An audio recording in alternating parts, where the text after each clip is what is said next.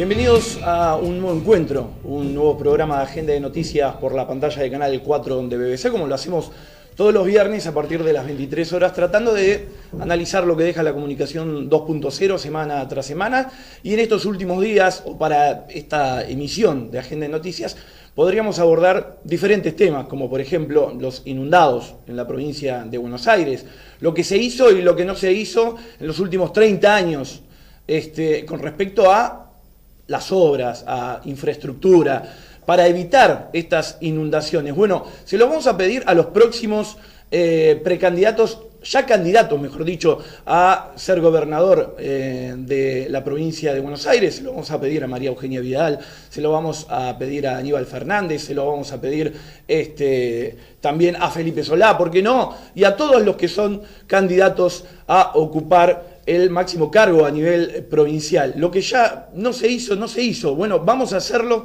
en un futuro no tan lejano, para que no siga pasando, ¿sí? Podríamos hablar también del caso Mazzarella. Lamentablemente nos vamos a solidarizar con el concejal por el bloque Frente para la Victoria 27 de octubre, por estos acontecimientos que se están dando en estos últimos días, y pedimos justicia, ¿no? Que se esclarezcan bien, digo, los hechos. Pero también está en la Agenda 2.0 y en la agenda también de todos los ciudadanos argentinos el nuevo Código Civil y Comercial, que está en vigencia a partir del 1 de agosto último. Para esto están con nosotros dos profesionales, dos docentes, dos abogadas.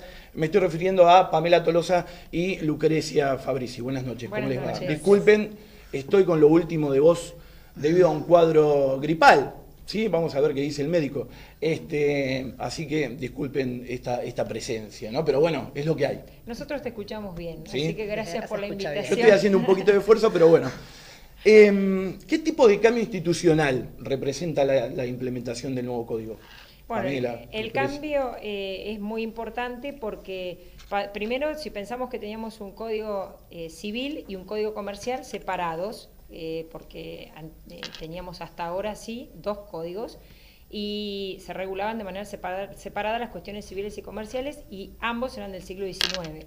Ahora tenemos unificados en un mismo código. Es un cambio importante y hace mucho que la Argentina estaba intentando tener un código así. Hubo muchos proyectos frustrados antes de lograr que implica la unificación de la materia civil y comercial, y a su vez implica algo muy importante institucionalmente desde distintos puntos de vista. Por un lado, recepta los tratados internacionales de derechos humanos, que hoy por hoy son parte de nuestra Constitución, y ahora están plasmados en el Código Civil. Como teníamos un Código Civil y Comercial, un Código Civil y un Código Comercial del siglo XIX, esto no estaba.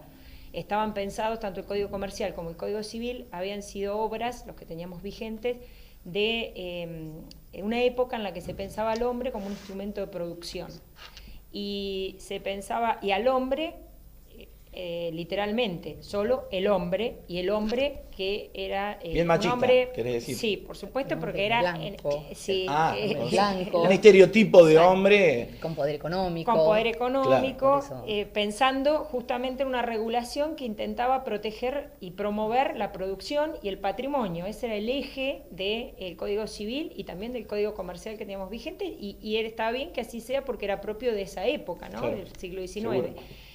Ahora este cambio implica... ¿Está bien ayornado a estos estereotipos que conviven en la Argentina, el nuevo código? Y sí.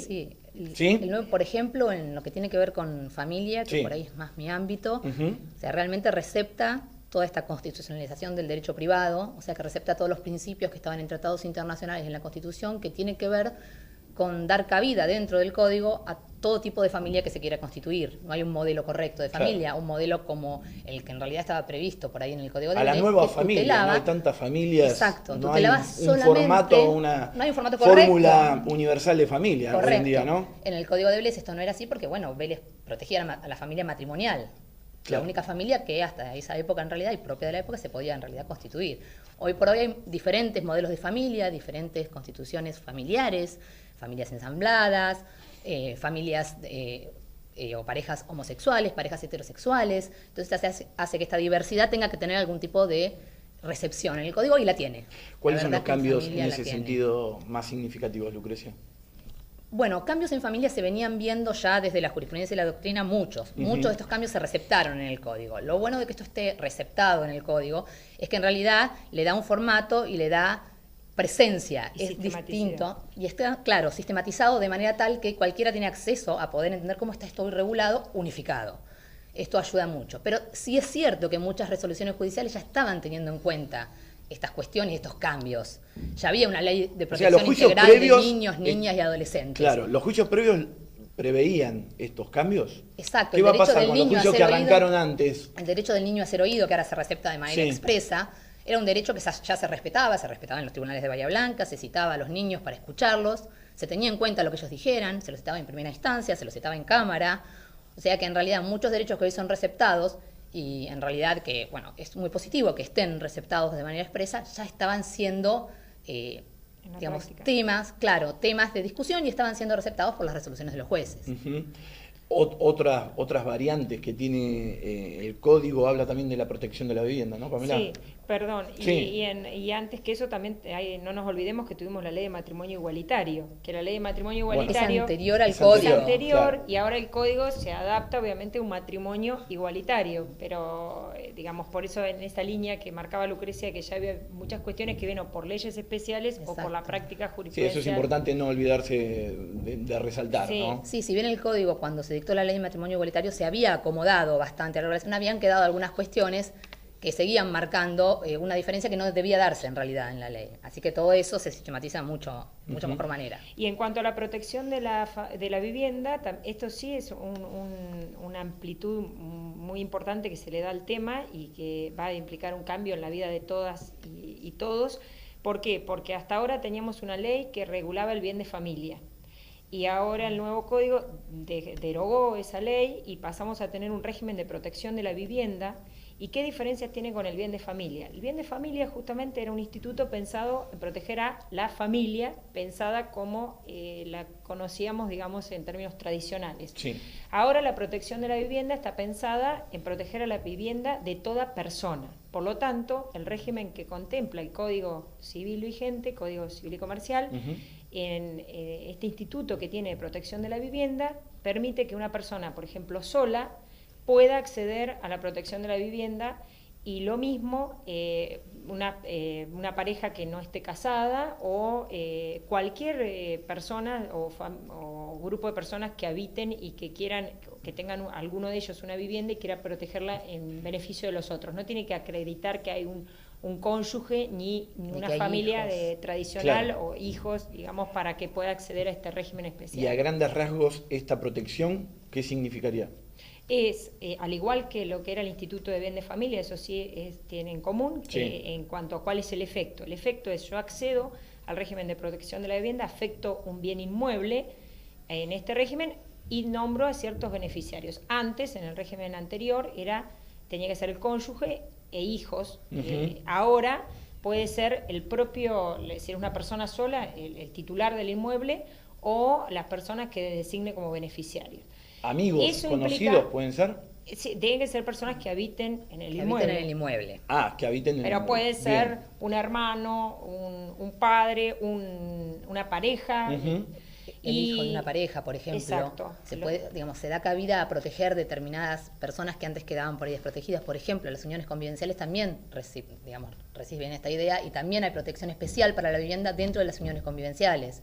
O sea, en ese sentido la reforma en cuanto a vivienda es integral, claro, justamente porque el tema de la vivienda es un tema que en realidad es pilar en la Constitución Nacional. Y que la protección implica que desde el momento que el inmueble está afectado, está inscripto como afectado al régimen de protección de la vivienda, no puede ser atacado por acreedores posteriores, es decir, por deudas posteriores a la inscripción. La única excepción, o sea, las únicas deudas que están excluidas digamos, y pueden afectar a la vivienda aún cuando sea... O sea, no le pueden rematar la casa, exacto, estás diciendo. Excepto por los casos de deudas que tengan que ver con impuesto inmobiliario, claro, o algún otro tipo de tributación que genere el propio inmueble. Hoy estábamos hablando de la figura de la familia, ¿no? La nueva familia, acobija la posibilidad del divorcio. ¿no? En Sí. este sentido también hay cambios, ¿no? En el divorcio hay Lucrecia? cambios que, a mi entender, son fundamentales. Como por ejemplo, Todo lo que se saca del divorcio, en lo que tiene que ver en la regulación del divorcio, es todo lo que tiene que ver con la idea de culpa y la idea de inocencia. Ya no se juzga más, porque la idea es que estas cuestiones que llevaron al quiebre o a la ruptura no se ventilen dentro de un proceso judicial, no sea necesario como antes exponerlas. Antes, de algún modo, estas cuestiones debían ser expuestas, pese a que ya los jueces últimamente ni siquiera querían preguntarlas, porque era invadir ciertamente la intimidad de la gente. Hoy por hoy no se sujeta el divorcio ni a plazos, o sea que no hay un plazo mínimo para permanecer casado, uno puede casarse y divorciarse cuando uno quiera, no hay plazos, y tampoco se sujeta el divorcio a ninguna posibilidad de ventilar algún tipo de culpa.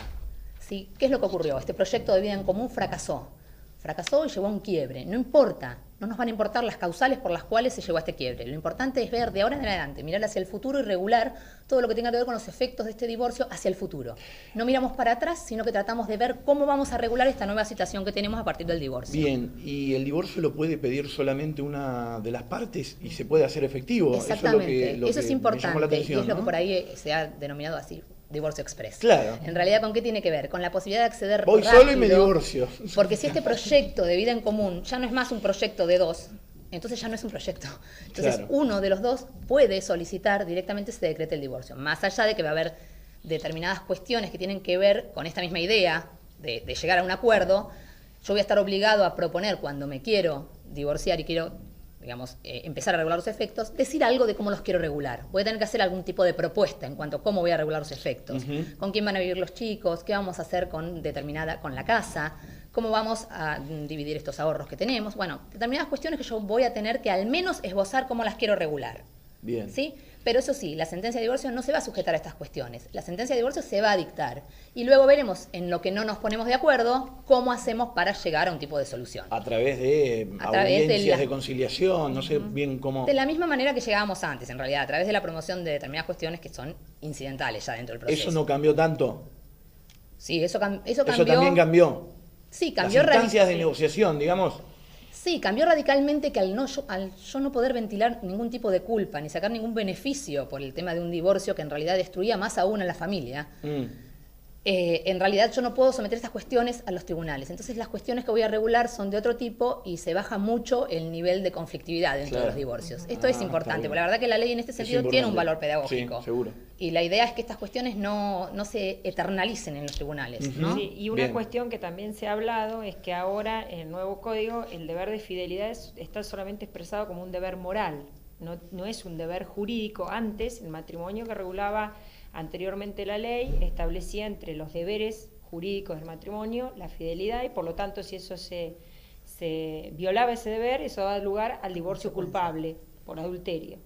Ahora esta idea no existe más, digamos, y solamente está expresado como un deber moral. O sea, entonces, y no hay ningún tipo de divorcio, como bien decía la doctora, digamos, por culpa. Entonces, eso implica, es decir, esto queda en la órbita privada, no es un tema, cada persona y cada pareja decide... Pero se ha legalizado la infidelidad. No, realmente no. De ¿Cómo que hecho, no? a ver, no es que ahora no haya más infidelidades. Lo que pasa que haya una infidelidad no tiene consecuencias. ¿Que antes qué consecuencias tenía esto? ¿Legales? Económicas. Claro, bueno. O sea, en realidad tenía consecuencias económicas, porque el daño ya se había hecho. En todo caso, esto en algún sentido provocaba la ruptura. Sí. La ruptura se sigue provocando, solo que no da lugar a ningún tipo de extorsión ni de beneficio económico. Bien. Esto tiene que ver con el nuevo paradigma del nuevo código, que es esta idea de protegemos a la persona y protegemos los derechos fundamentales de la persona. Entre esos derechos fundamentales está el derecho a la intimidad y a la libertad, y cada uno elegir su proyecto de vida. Entonces, la decisión es hasta dónde el derecho se va a meter y hasta dónde los jueces pueden meterse en la vida privada de las personas. Acá se adopta este paradigma de decir, bueno, estas son cuestiones que serán relevantes en cuanto a la decisión personal, la libertad y la intimidad de las personas, no relevantes para el derecho. Bien. En cada uno, según su convicción religiosa, según sus valores y lo que fuera, adopta los criterios de pareja y de familia que quiere. Pero eso, digamos, el derecho no se mete con eso. Eso es una cuestión en que no tiene que tener consecuencias jurídicas. Pamela, Lucrecia, les propongo ir a un corte, tanda comercial, vendemos un poquito y después seguimos hablando sobre el nuevo Código Civil y Comercial. Bueno, ¿Sí? gracias. Tanda, la primera en esta nueva emisión de Agenda de Noticias, y a posteriori seguimos conversando con las docentes y abogadas Pamela Tolosa y Lucrecia Fabrici sobre esto que rige a partir del 1 de agosto y que es muy importante y que está dentro de la Agenda 2.0, el nuevo Código Civil y Comercial. Pausa y después más Agenda de Noticias.